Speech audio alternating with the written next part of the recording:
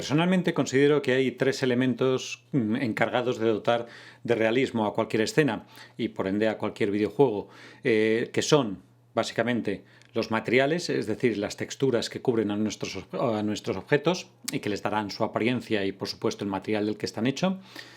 Dos, íntimamente ligado a lo primero, la iluminación, es decir, qué luces hay en la escena, cómo interactúan con esos materiales y por supuesto cómo se reflejan o se refractan y van creando pues lo que sería una escena más o menos realista, más o menos iluminada. Y tercero, aunque se le suele dejar aparte cuando hablamos de realismo en una escena, pero para mí creo que tiene bastante importancia, que es el sonido. Pues muy bien, veremos esos tres elementos además en ese orden. Empezaremos por los materiales, a continuación las iluminaciones y por último cómo añadir sonidos, ya sean de tipo banda sonora, lo que se suele llamar extradigéticos, o ya los efectos de sonido que de nuevo, insisto, darán realismo a lo que estamos haciendo. Vamos a empezar por los materiales, por las texturas, y para ello vamos a recuperar una práctica que no es más que una nave que tiene que ir esquivando obstáculos. Como podemos ver ahí, de momento con los materiales por defecto de la escena, no voy a decir que está terminada ni mucho menos, pero bueno, se ve de lo que se trata. Y lo que me interesa es que efectivamente, como podemos ver, estos objetos no tienen realismo y la escena carece de credibilidad. Empezaremos por las texturas. Para ello voy a crear un material. Me he creado aquí una carpetita llamada materiales, donde incluso he creado una segunda carpeta llamada texturas, donde iré guardando las imágenes que compondrán esos materiales. Y bueno, tengo aquí unas texturas que ya me he descargado para que luego la podamos usar. Pero voy a empezar creando yo una. Por ejemplo, quiero dotar de textura el suelo, ese plano, ese plane que he creado para simular el suelo. Y para ello, pues, damos a botón derecho donde queramos y le damos crear un nuevo material. Le voy a dar Metal Grid porque va a ser una especie de malla metálica que va a cubrir el suelo. Y lo primero que vemos cuando creamos un material es el shader.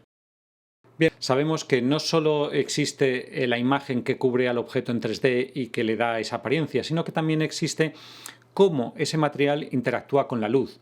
Y eso son fórmulas matemáticas. De hecho, los shaders, que es así como se llaman, son piezas de código, líneas de código que indican pues, cómo va a interactuar ese material con la luz que cae sobre él. Pues bien, veremos que aquí lo primero es decidir el shader. Como podemos ver, hay muchos. Pero realmente los que utilizaremos para nuestros materiales básicos serán los estándar. De hecho, Unity ya incluye una serie de características para los estándar shaders que les dan todas las posibilidades necesarias para que sean realistas. De hecho, incluye dos básicos, el estándar, o si queremos crear materiales de tipo especulares, pues también tenemos los estándar especulares con algunas configuraciones específicas. Y tenemos algunos más que, bueno, no me detendré en ellos, sí explicaré el de Skybox porque me importa a la hora de crear el ambiente, pero bueno, veréis que tenemos aquí shaders pensados para dispositivos móviles, para elementos de naturaleza como hojas y demás, para las user interface, muy interesante, cuando queremos crear un material para un canvas, en fin. Pero bueno, me quedaré con el estándar de momento. Y aquí nos dice en primer momento cómo queremos que se renderice esas texturas que vamos a empezar a cargar. Para un material opaco normal, el que no solemos usar, pues es un modo opaco. Pero veremos que también tenemos, por ejemplo, modo transparente, pensado para cristales, por ejemplo. Modo fade, que es similar al transparente, solo que no, cuando le bajamos la transparencia no mantiene las características del material. Por ejemplo, si es cristal, al bajar la transparencia de un cristal no es que estemos bajando su opacidad, lo que estamos bajando es la forma en la que la luz lo atraviesa. Pues bien, el fade realmente le baja la opacidad tal cual, sin tener en cuenta que es un cristal o lo que sea. El cutout, que sirve para cuando aplicamos una textura de tipo con canal alfa, con transparencias, pues nos permite ajustar los bordes de la transparencia. Lo primero, el color. Es decir, esto nos permite dar un color. De hecho, para que incluso vayamos viendo ya cómo afecta esto a nuestro material, voy a asignarle este material al objeto. Podemos asignarlo, como siempre, de varias formas. A lo bruto, puedo cogerlo y arrastrarlo directamente al elemento de mi escena al que quiero que se le aplique. Y veremos que se le ha aplicado. De hecho, si selecciono ahora ese elemento. Si nos vamos a Mesh Renderer, al componente Mesh Renderer, de hecho los materiales se cargan en el componente Mesh Renderer, no se cargan como un material adicional. Si bien es cierto que abajo lo podréis ver, es decir, aparecerá como un componente más, incluso podéis ajustar sus parámetros, pero realmente del componente del que depende es de este, del Mesh Renderer. De hecho, eso es importante porque luego cuando vayamos a ajustar mediante código las configuraciones de ese material, de ese objeto en concreto, pues lo haremos a través del componente renderer. Pero bueno, eso lo veremos más adelante. En cualquier caso, como podemos ver, ya sí que tiene aplicado aquí el material. De hecho, eso es otra forma de aplicarlo. Si queremos ser más precisos, podemos ir al objeto, seleccionarlo. Por ejemplo, yo puedo seleccionar mi nave, irme al Mesh Renderer y le digo que le aplique alguna de las texturas que tengo en mi escena. De hecho, como esta nave es un prefab que me bajé de la Asset Store, pues tiene sus propias texturas, sus propios materiales ya creados. Entonces le puedo aplicar, por ejemplo, una nave metálica. De hecho, si nos fijamos, el shader que contenía este asset que me he descargado de internet, pues bueno, es un shader que está ya venido a menos, vamos, depreciado, que se dice. Pero en fin, volvamos a nuestro material del suelo, que lo tenemos, y vamos a ir repasando un poco los mapas principales que utilizará. El primero, el que llama el albedo, el que otros programas de animación llaman el diffuse o el difuso.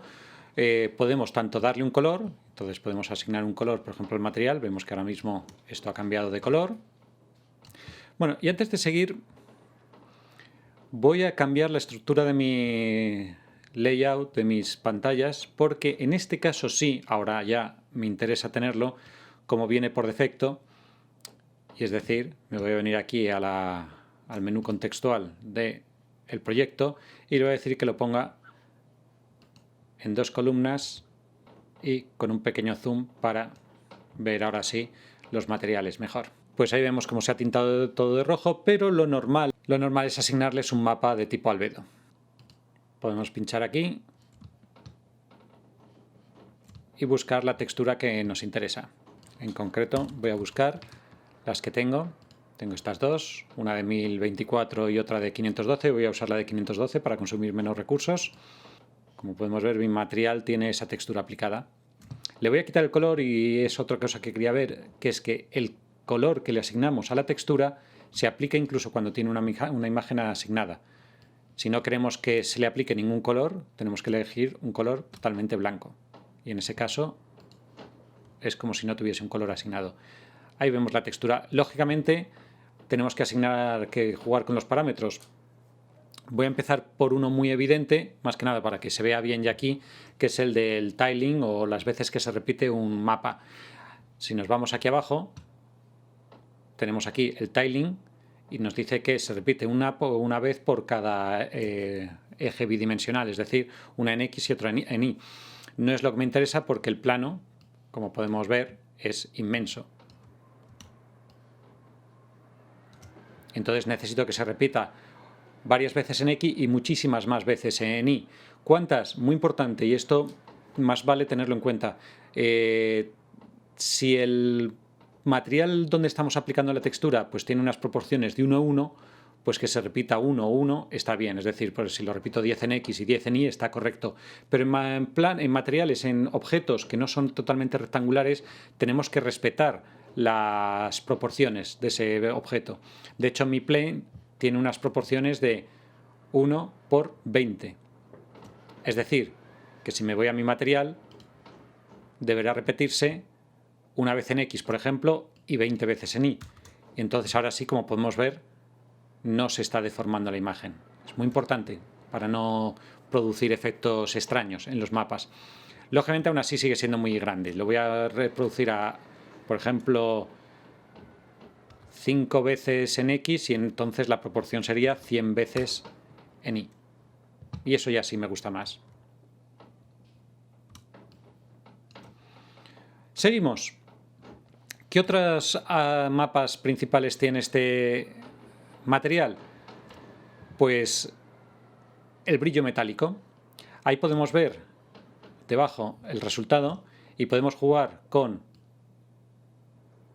cuánto es metálico el material, que eso tiene que ver a cómo refleja la luz, o cómo de pulido está. Lógicamente, cuanto más pulido está, pues más especular es su brillo. Y cuanto menos pulido, pues es más rugoso el material.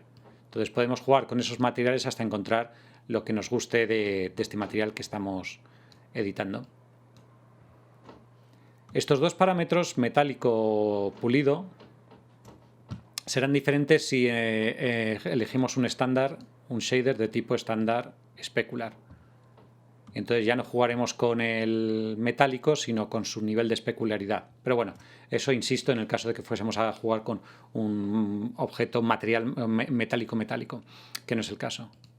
Voy a volver a estándar. Por supuesto, igual que tanto con la especularidad como en el nivel de metálico, en vez de jugar con el parámetro, podemos cargar un mapa y decirle pues lo de siempre. Las zonas negras es muy metálico, las zonas blancas es poco metálico y las zonas grises juego con ello. En fin.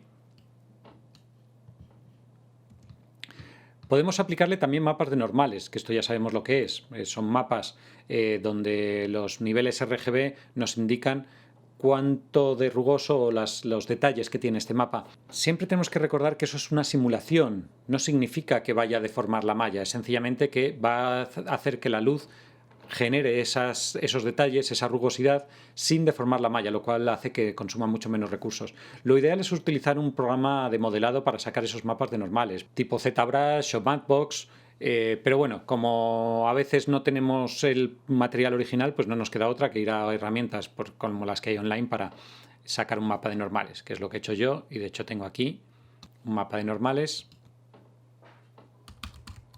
Ahí está.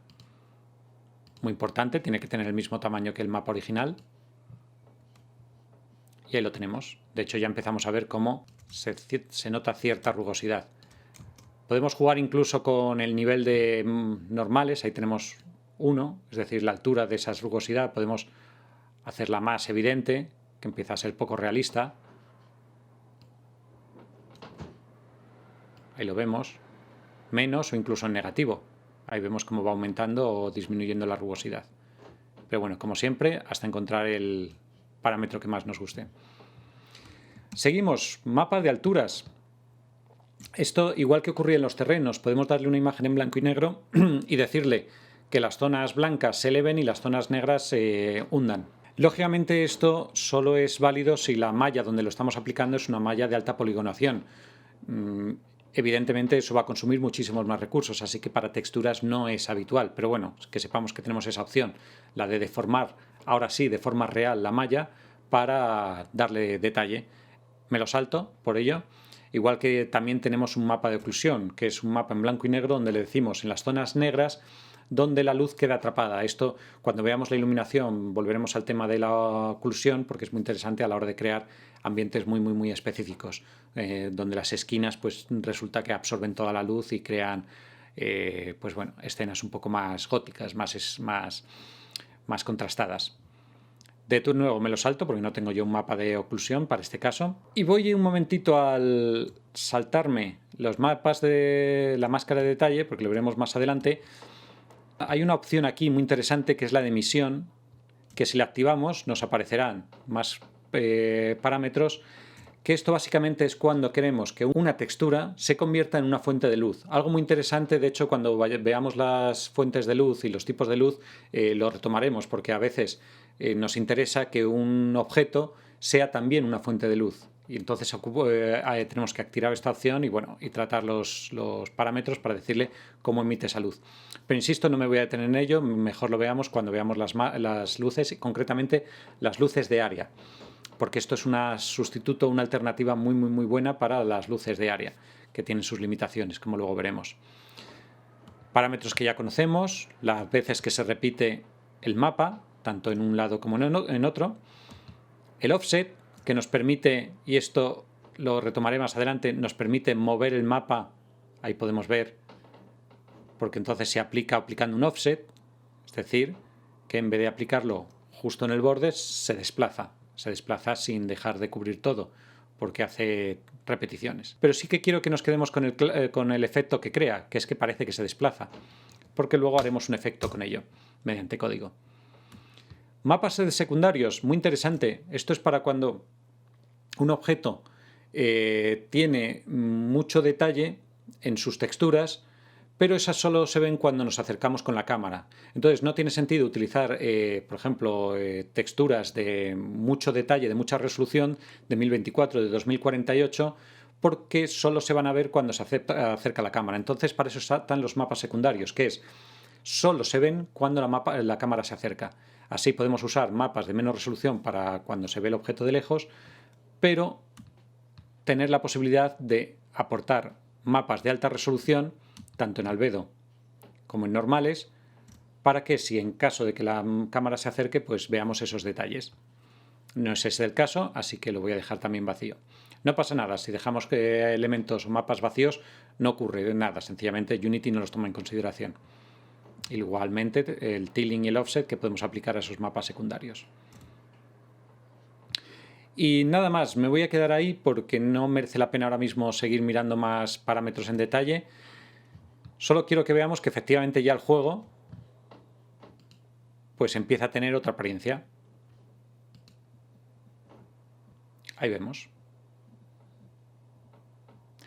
De hecho, voy a aplicar esto mismo que hemos visto, pero con un material que yo ya tengo descargado. Recordemos que en la Asset Store siempre tenemos un montón de materiales y, como podemos ver, tengo yo aquí alguno ya descargado y se lo voy a aplicar a mi prefab, es decir, al obstáculo que yo he creado mediante un prefab.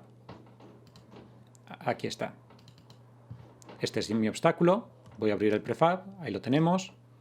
Pues bien, le voy a aplicar directamente ese material a todos sus elementos, tanto al cilindro que tenemos aquí. Entonces me voy a ir al Mesh Render y le voy a aplicar la textura de malla. A esto también.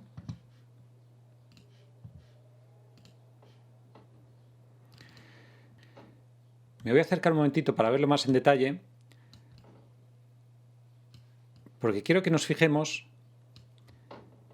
que, claro, el cilindro más grande necesita un tipo de tiling diferente. De hecho, si selecciono ese cilindro y modifico los parámetros del material, los podemos hacer aquí directamente. No hace falta que abramos el material. Si nos vamos a la parte de abajo de los componentes, veremos que tenemos ahí todos lo que hemos visto del material que se está aplicando. Entonces yo puedo modificar el tiling, por ejemplo, para que se ajuste a la altura de este cilindro. Pero eso lógicamente no me vale para este otro cilindro. Por eso he creado dos materiales. Uno para el cilindro grande y otro para el cilindro pequeño. Y eso me permite aplicar tilings independientes. Aquí está. Y es que si hubiese aplicado el mismo material a los dos cilindros, al modificarlo en uno, se modificaría también en el otro. Muy bien. Incluso podemos crear un nuevo material. Voy a crear un nuevo material. Para la esfera de arriba, le voy a llamar bombilla. Donde directamente ni siquiera le voy a asignar mapa. Le voy a dar un color. Le voy a hacer un brillo bastante metálico con mucha peculiaridad. Y directamente lo voy a arrastrar a la bombilla.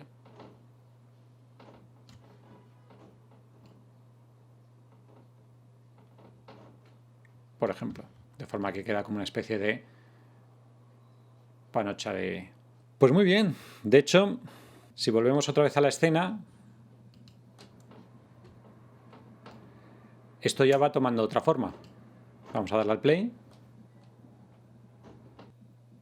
Y esto ya me lo creo más. Falta jugar con la iluminación, por supuesto, pero desde luego ya esto es más creíble.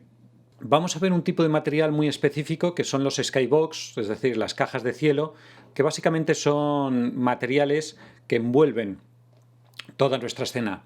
Son además materiales de alto rango dinámico para crear un ambiente. Si quisiésemos crear uno desde cero, podríamos venir aquí y crear un material igual que hemos hecho con cualquier otro. Voy a llamar Sky. Y aquí, en el shader, en lugar de estándar, pues le daríamos que es un tipo Skybox y veremos que tenemos varios tipos. Skybox de 6 lados, con lo cual necesitaríamos 6 imágenes independientes que se juntan para crear toda una especie de dado para encajarlo. Un CubeMap, que no es más que un map, una textura de alto rango dinámico, de gran tamaño y de alta resolución, que cubre absolutamente todo lo que vemos, o lo mismo pero en panorámico, o incluso estos son un poco más delicados, los tipos procedurales, donde no es una textura en concreto la que lo genera, sino que son fórmulas matemáticas. En cualquier caso, no vamos a crearlo nosotros. Más sencillo todavía es buscar en la Asset Store y encontrar algunos ya hechos. Por ejemplo, estos de aquí, descargados de internet. ¿Y dónde le decimos a nuestra escena que aplique ese material tan peculiar? Pues en un panel que no hemos visto todavía, que lo tenemos en Window, Rendering, Lighting Settings, o en versiones más modernas desde Unity ya lo podemos encontrar directamente como Lighting, y nos abrirá este panel donde tendremos muchas opciones, pero veremos cuando hablemos de la iluminación. Pero la primera de ellas hace alusión al entorno, es decir, al environment, y la primera opción que nos aparece es qué material de tipo Skybox queremos añadir. Solo como recordatorio, esto ocurre porque en la cámara que está cogiendo nuestra escena, si nos fijamos en su inspector, le hemos dicho que el entorno sea de tipo Skybox y nosotros le podríamos decir que nada, que cogiese un color o nada. Pero como le hemos dicho a la cámara que coja el Skybox, pues lo está cogiendo. ¿Y de dónde? De nuestro panel de Lighting, que por supuesto tiene el default de Skybox, que es el que siempre se nos abre cuando abrimos Unity, pero es el momento de aplicar alguno de los que nos hemos descargado. Entonces le digo que busque. Selecciono ese y como podemos ver, ahora nuestro juego ha cambiado totalmente. De hecho, antes de darle al play, y esto aunque lo veremos en iluminación, me gustaría adelantarlo, es que una de las cosas importantes de los Skybox es que no solo sirven para crear un entorno, es que también sirven para iluminar. De hecho, si nos fijamos aquí, también en el panel de Lighting, nos dice que la luz de ambiente, es decir, la luz ambiental o lo que también se llama la Global Illumination, está cogiéndola del Skybox. Podríamos decirlo que no, que lo coja una luz general, de un color específico. Eso lo veremos cuando veamos iluminación. Pero también le podemos decir cuánta cantidad de luz ambiental genera ese Skybox. Lo cual viene muy bien, ya que eso nos permite, si yo por ejemplo he puesto aquí un Skybox de tipo marciano, con unos cielos totalmente naranjas, pues al decirle que la luz ambiental la coja del Skybox, pues generará un entorno totalmente también naranja, más o menos según la intensidad que le pongamos. Si nos vamos al material que contiene ese Skybox, en su ventana de inspector, tendremos varias opciones. Una de ellas, por ejemplo, es la rotación. De forma que, como podemos ver, podemos hasta decirle hacia dónde apunta la cámara. Entonces yo, por ejemplo, puedo decirle que el sol esté allí. Y bueno, y ahora mismo pues ya mi juego es otra cosa. Ahí lo tenemos. Y de hecho, si nos fijamos, las columnas se han tintado un poco de rojo porque están cogiendo la luz ambiental. Podemos ver que con algo tan sencillo como esto,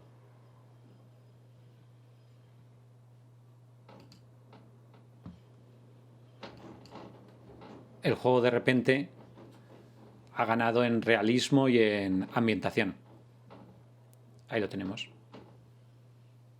Una curiosidad, ya que tengo este Skybox asignado, es que si nos fijamos, el sol está allí arriba a la izquierda y sin embargo las sombras están proyectándose en el sentido contrario.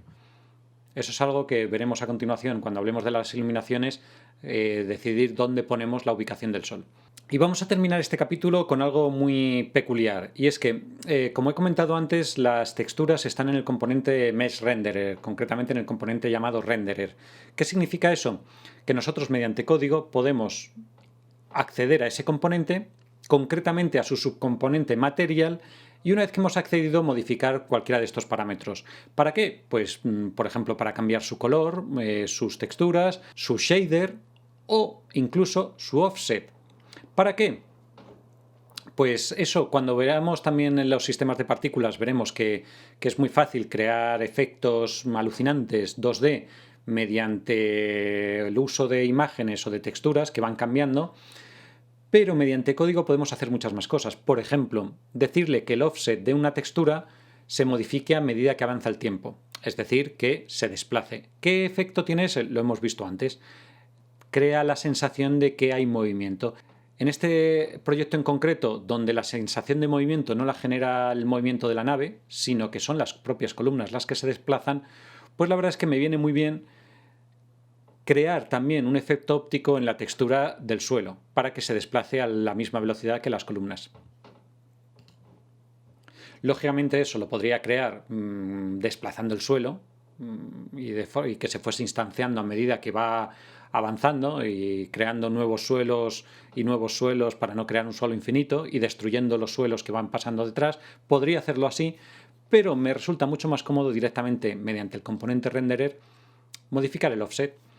No voy a explicar aquí cómo lo he hecho, compartiré el código por supuesto, pero que veamos por ejemplo que algo que he hecho es crear una variable de tipo renderer, es decir, que va a contener el componente renderer, y como siempre que accedemos a un componente lo hacemos aquí en el método start, donde le asigno el componente renderer, y a partir de ese momento puedo acceder a sus métodos y sus propiedades, por ejemplo, a su propiedad material y a todo lo que tiene, entre ellos, por ejemplo, el set texture offset, es decir, decirle que cambie el offset de ese material. ¿En base a qué? Bueno, pues aquí ya tendría que explicar un poquito más cómo está hecho este juego, pero tampoco merece la pena.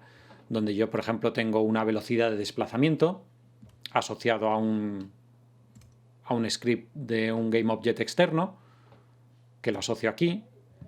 Vete al GameObject que tiene ese script, donde está la velocidad, y accede a su componente, es decir, a su script llamado initGame. Y ahí está todo, entre otras cosas, por ejemplo, la velocidad a la que se mueve la nave. Así que le puedo decir que la velocidad de desplazamiento de mi offset sea la velocidad a la que se mueve la nave, pero bueno, dividido por 2 por una cuestión de cómo está asignada la textura. Y a partir de ese momento, en el método update le digo que el offset, es decir, cuánto se tiene que mover la textura, depende del tiempo transcurrido. Si ha pasado un segundo, pues que se desplace 1. En este caso 1 partido por 2, es decir, la mitad. Y si han pasado 2 segundos, pues que se desplace. Y si han pasado 100 segundos, pues que se desplace también. Es decir, que ese desplazamiento se va incrementando a medida que pasa el tiempo. Y a partir de ese momento solo tengo que crear un vector 2, es decir, un vector de desplazamiento, que se desplace 0 en x y lo que le he dicho que se desplace en y le digo a mi material que se desplace. A mi material, concretamente a la main text, que es así como lo llama en Unity, a la textura de albedo, y al normal map, que lo llama bump map. ¿Cuánto? Pues ese vector 2. Y el efecto lo vamos a comprobar. Aquí está. Lo activo y el efecto es, como podemos ver, que la textura se va a desplazar a la misma velocidad que las columnas. Ahí lo tenemos. Y sin desplazar para nada la nave, se ha creado un efecto de movimiento. Y ya si creamos un user interface como hemos visto hasta ahora, con parámetros como la velocidad, el desplazamiento o el nivel en el que estamos, pues ya nos estamos enfrentando a, bueno, a casi un juego interesante. En fin, hemos visto lo básico de los materiales, hay muchas más cosas que ver, sobre todo cuando jugamos con otro tipo de shaders, pero con esto ya podemos empezar a asignar materiales básicos y crear realismo en la escena. Ahora viene lo siguiente, que es iluminarla para que ese realismo ya alcance pues cotas mucho mayores al decirle cómo se comporta la luz en contacto con esos materiales. Pero eso va a ser en el siguiente vídeo.